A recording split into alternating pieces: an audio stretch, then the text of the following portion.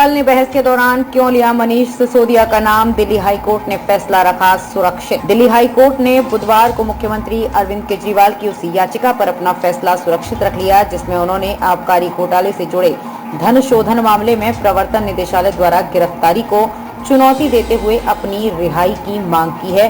बहस के दौरान केजरीवाल की तरफ से पेश हुए वरिष्ठ वकील अभिषेक मनु सिंघवी ने मनीष सिसोदिया का जिक्र किया और कहा कि उनके मामले में 100 करोड़ पर अदालत ने कहा था कि ये डिबेट का मैटर है। ये कहना कि सिसोदिया को जमानत नहीं मिली लिहाजा मैं गिरफ्तारी को चुनौती नहीं दे सकता गलत होगा। सिंघवी ने आगे कहा, मान लीजिए कि किसी को रिश्वत लेते पकड़ा गया हो, ऐसे में क्या पीसी एक्ट या इनकम टैक्स एक्ट लगेगा या फिर ईडी पीएमएलए लेकर कूद जाएगी।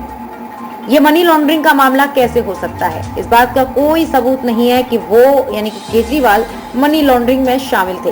ये सोचा भी नहीं जा सकता कि दिल्ली के सीएम हवाला संभाल रहे थे। अतिरिक्त सॉलिसिटर जनरल ने आतंकवादी का बहुत ही खराब उदाहरण दिया है।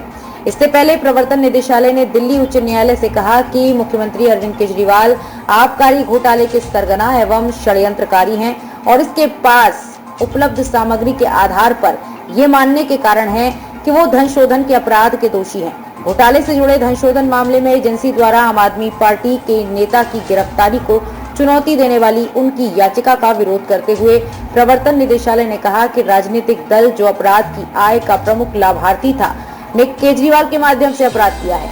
ईडी ने कहा, राष्ट्रीय राजधानी क्षेत्र दिल्ली के मुख्यमंत्री अरविंद केजरीवाल दिल्ली सरकार के मंत्रियों, आप नेताओं और अन्य व्यक्तियों की मिलीभगत से दिल्ली आबकारी घोटाले के सरगना और मुख्य षड्यंत्रकारी हैं। अरविंद केजरीवाल सीधे तौर पर आबकारी नीति 2021-22 बनाने में शामिल थे।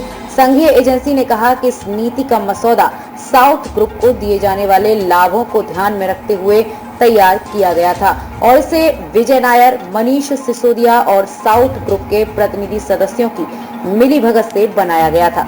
ईडी ने कहा कि आपने केजरीवाल के माध्यम से धन शोधन का अपराध किया है और इस तरह ये अपराध पीएमएलए 2002 की धारा 70 के दायरे में आता है।